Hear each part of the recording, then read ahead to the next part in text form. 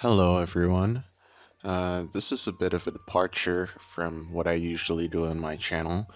I've turned my mic up to ASMR levels, and we're just gonna have a quick kind of review slash analysis of part one of the new Leftist arc that is being featured on Destiny's channel.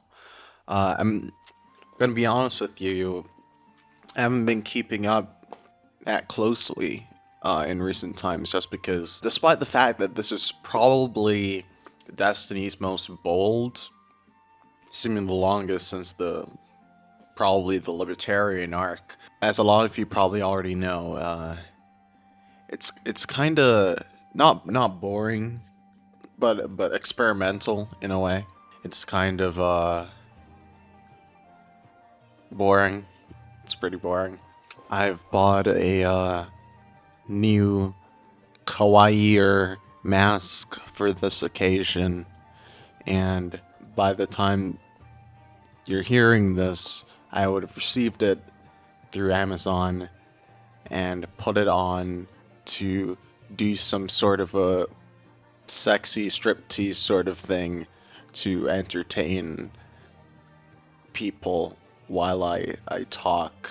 I myself am high as fuck right now, so that may be somewhat of a hindrance for me as we go through this adventure of sorts. That being said, I hope it is at least a bit relaxing.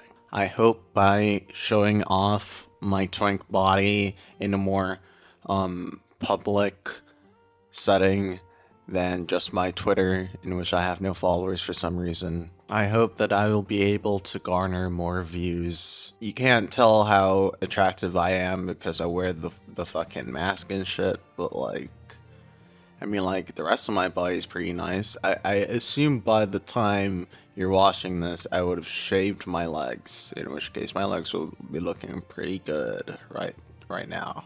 So this new season of Destiny is kind of focusing more on internal character development with Destiny and with some of the other characters, rather than these kind of big moments, these big kind of lines that we see in a lot of the other debates, like with John Trump, whatever, like these like smackdowns or whatever. The whole season's kind of shirked the whole previous season's need for logical argumentation in general. This season, in order to highlight the flaws of Destiny, has decided to use the previous format to kind of highlight a certain theme that we'll be getting into later. So where do we start off here? Well, Hassan broke up with Destiny after the midlife crisis arc, and after that, Destiny kind of sank further into his burgeoning but not fully there yet isolation.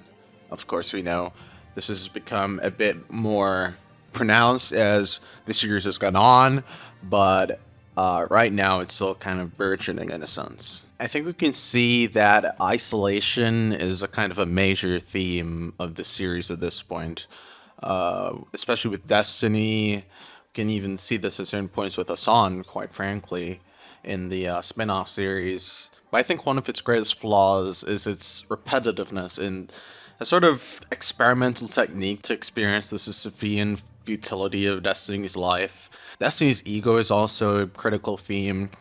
I mean, this entire arc really has been Destiny building himself up to portray himself as a person who thinks more logically in every way than Hassan, to distract from the fact that he still has unrequited feelings for Hassan. And this kind of comes back into the very real kind of romantic tension that's kind of been going under the surface. There's a sort of romantic subplot that the writers have not decided to address yet in public, but I think based on where the series is going, then this would likely be a logical turn for the series to take. Destiny, to increase his ego, brings out a gauntlet of morons, I guess, who happen to be leftists and or people who just aren't good at live debate. This is kind of where the repetitiveness sets in again.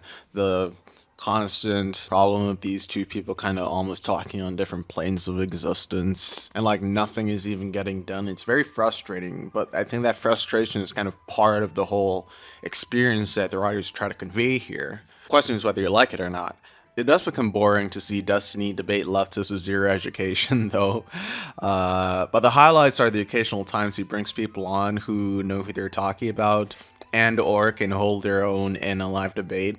When that happens, he quite interestingly gets blown the fuck out.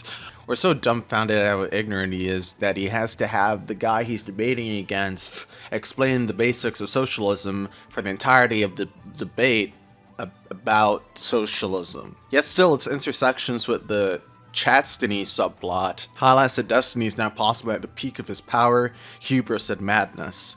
The saddest part is that the closing of this part of the arc shows Destiny completely embittered, lashing out at anyone who dares even bring up communism, say they're learning about it. Destiny's come full circle almost and become a full-on anti-intellectual Ben Shapiro of the left. Damn it. Why are you fucking talking about communism? Why? Because I'm trying to learn more about it. It's a waste of time. Why not You learn should talk to something Hassan. that actually Wait. matters? Sort of figure. He became what he swore to destroy, both in the sense of the meme and also Ben Shapiro and the people who think like him. So, yeah, that's my review and analysis. I think this series is getting a lot more interesting, a lot more deep in how it's like tackling these themes.